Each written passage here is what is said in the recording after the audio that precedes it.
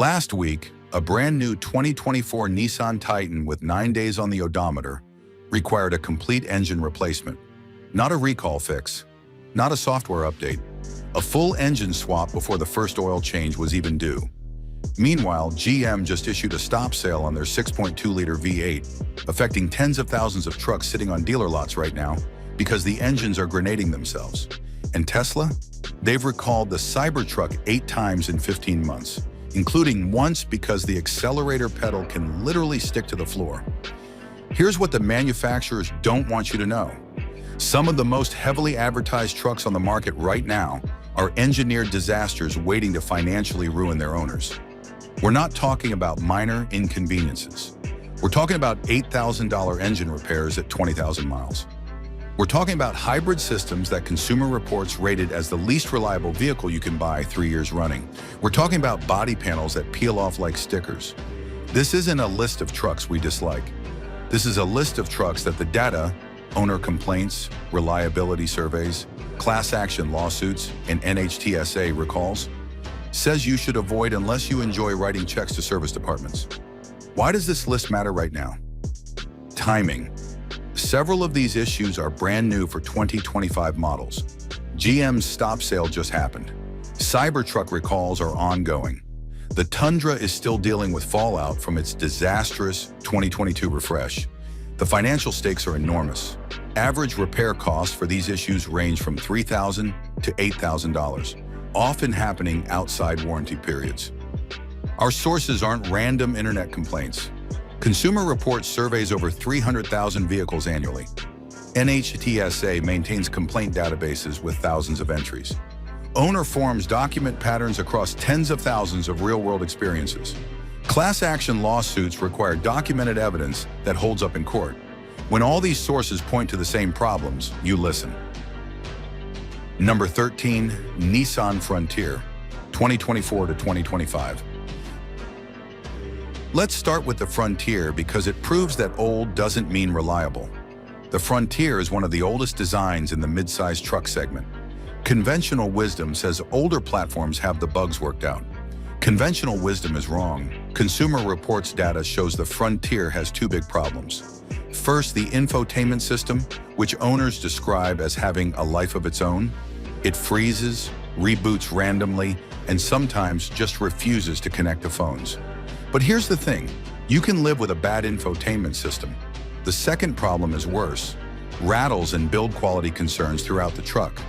Owners report paint that chips easier than eggshells, interior pieces that vibrate and buzz at highway speeds. The kind of stuff that drives you insane on your daily commute. This is a truck that's been on the market in essentially the same form for years, and Nissan still hasn't fixed basic quality issues. The Frontier sits in a weird spot. It's cheaper than competitors, which looks attractive. But there's a reason it's cheaper. You're getting a truck that feels its age in all the wrong ways. If you're considering a Frontier because you think the ancient design means proven reliability, the data says, think again. Number 12, Jeep Gladiator 2024 to 2025. The Gladiator is what happens when you take a Wrangler, stretch it, add a bed, and call it a truck. Except you're paying truck prices for Jeep reliability, which Consumer Reports rates below average across the board. The data shows 2 big problems, amongst others, dragging down reliability scores, though Jeep and Consumer Reports are vague about specifics. What we know from owner experiences, the Gladiator is expensive for what you get compared to more reliable alternatives. You're paying a premium for the Jeep badge and the removable top, but you're getting a shorter bed than rivals and worse reliability. Here's the Gladiator paradox. It's not the best Wrangler because the added length hurts off-road capability. It's not the best truck because the bed is compromised to maintain Wrangler proportions. It exists in a middle ground where it excels at nothing except looking cool, which is expensive when reliability problems start piling up. If you want a Wrangler, buy a Wrangler. If you need a dependable truck, buy literally anything else on the market. The Gladiator is for people who want a lifestyle vehicle that happens to have a bed, not people who need a truck they can count on. Number 11, Chevy Colorado and GMC Canyon, 2023 to 2025. GM redesigned the Colorado and Canyon for 2023, and early returns are not promising. Battery drain issues frustrated early owners. Trucks sitting dead in driveways because the electrical system couldn't manage itself overnight. There was a recall for automatic emergency braking that could activate unexpectedly, even at highway speeds. Imagine doing 70 on the interstate, and your truck decides to slam on the brakes for a ghost. Consumer Reports gives the twins thumbs down for electrical accessories, body hardware, and paint and trim. Owners report noises and leaks. The powertrain seems to be improving, which is good, but everything around the powertrain is falling apart, which is bad. Here's the context that matters. Chevrolet ranks 16 out of 22 brands in Consumer Reports' overall brand rankings. GMC ranks 20th. That's not a confidence builder. When you buy a Colorado or Canyon, you're not just buying a truck, you're buying into GM's current quality problems.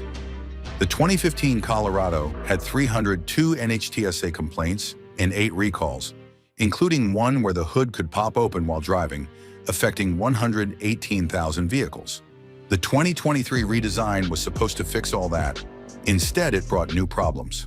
Early adopters are beta testers, except they paid $40,000 to $50,000 for the privilege. Number 10, 2025, Ram 1500, Hurricane i6 models. 2025 is the year Ram killed the Hemi. The beloved 5.7-liter V8 is gone, replaced by the 3.0-liter Hurricane, inline-6 twin-turbo in both standard output and high output versions. Ram says the Hurricane has been in Jeep products for a few years, which is technically true but deliberately misleading. Being in a Jeep Grand Cherokee is not the same as being in a full-size truck.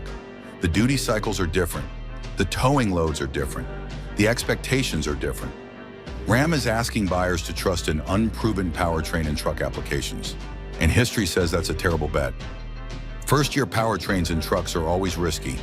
They haven't been stress tested by hundreds of thousands of owners towing trailers in summer heat and winter cold.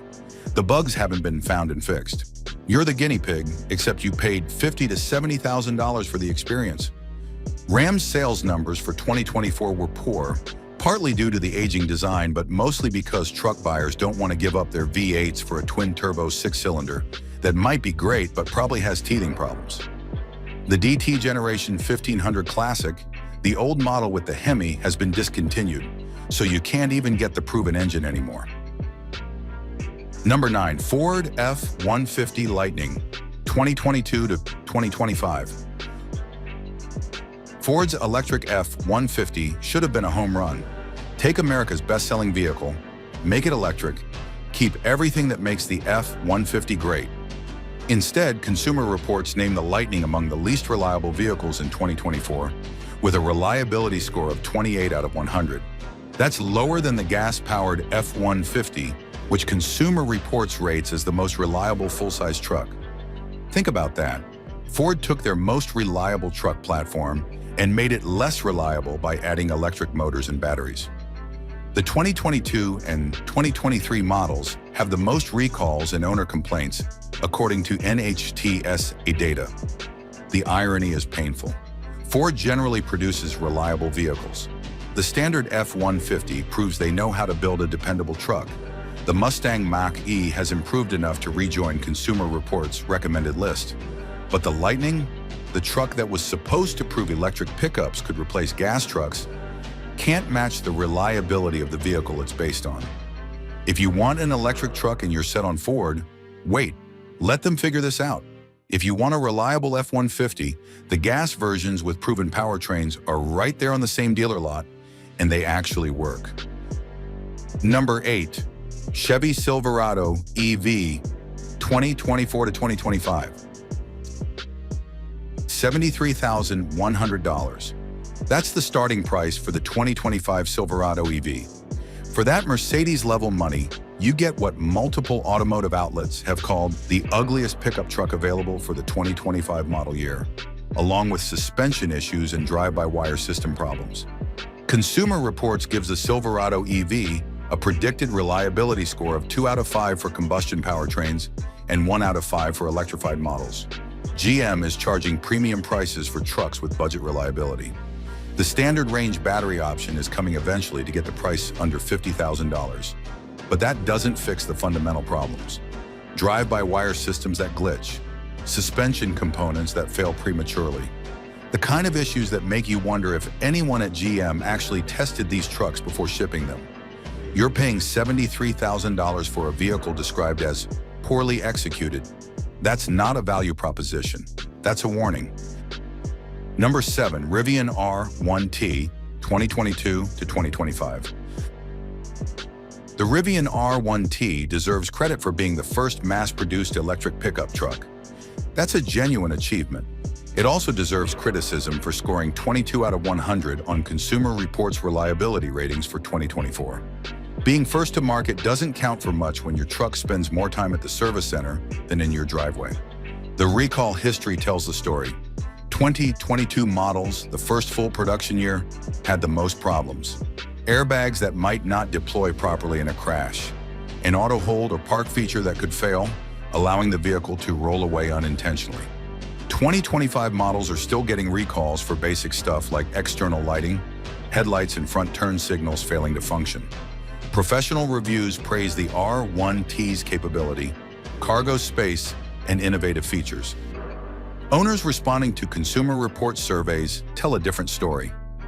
The disconnect between what automotive journalists experience with carefully prepared press vehicles and what actual owners experience at 30,000 miles is massive. Number 6, Nissan Titan XD Diesel, 2016 to 2019. Here's the truck that couldn't even survive a professional automotive magazine's long-term test. The Nissan Titan XD with the Cummins 5.0-liter diesel sounds great on paper. Cummins makes bulletproof diesels, right? Except this one stranded car and driver's test truck multiple times at just 27,000 miles. Failed fuel injector, EGR valve failure, body control module problems, dramatic engine coolant leaks, transmission issues. And this wasn't some abused work truck. This was a professionally maintained long-term test vehicle that spent more time in the shop than on the road. When automotive journalists who test hundreds of vehicles can't keep your truck running, that's not bad luck. That's a pattern. The Titan XD exists in what Car and Driver called the gray space between half-ton and heavy-duty trucks, and seems lost in that no man's land.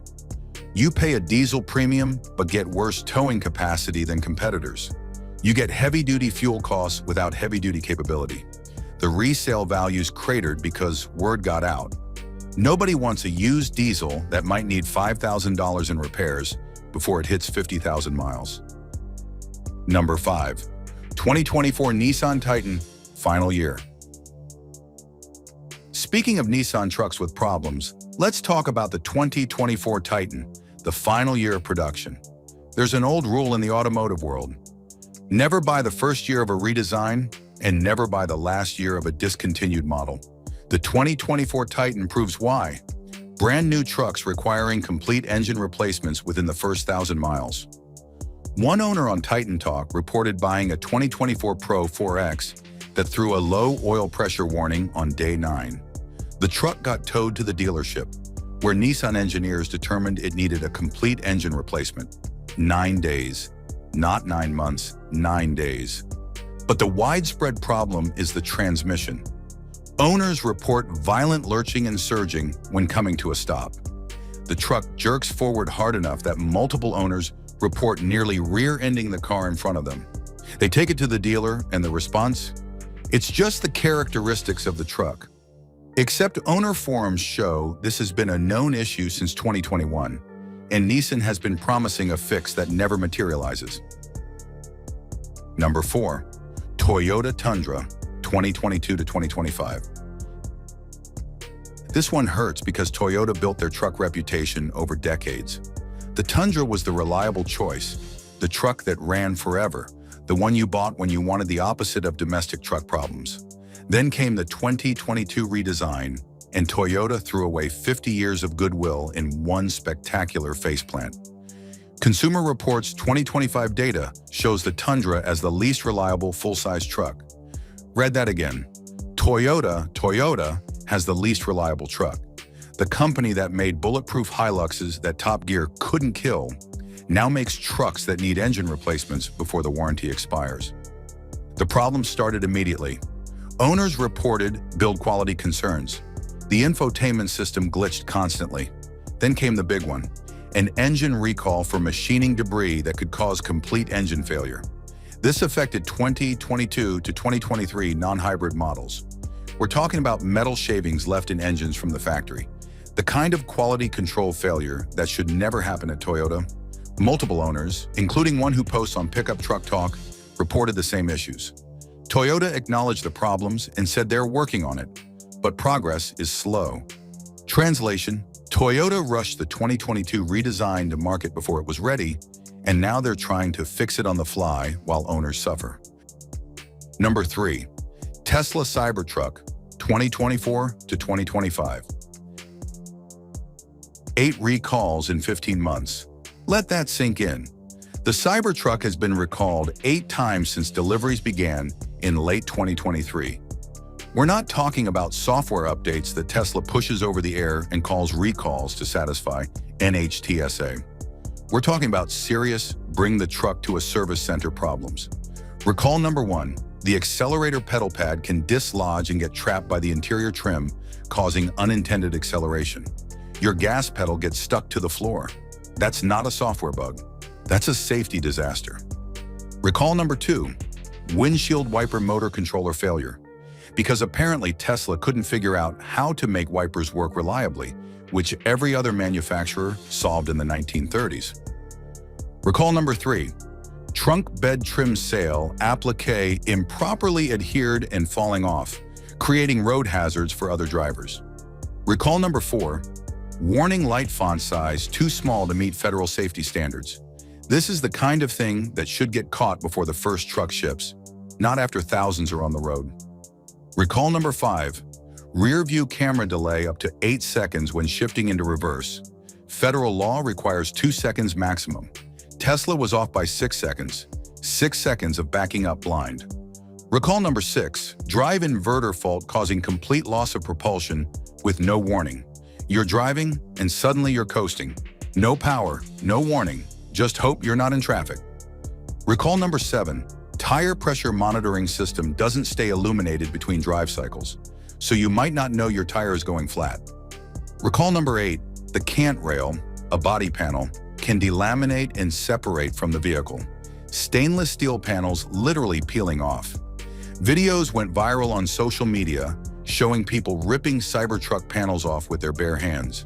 The recall affected 46,096 trucks, essentially every Cybertruck manufactured through February 2025.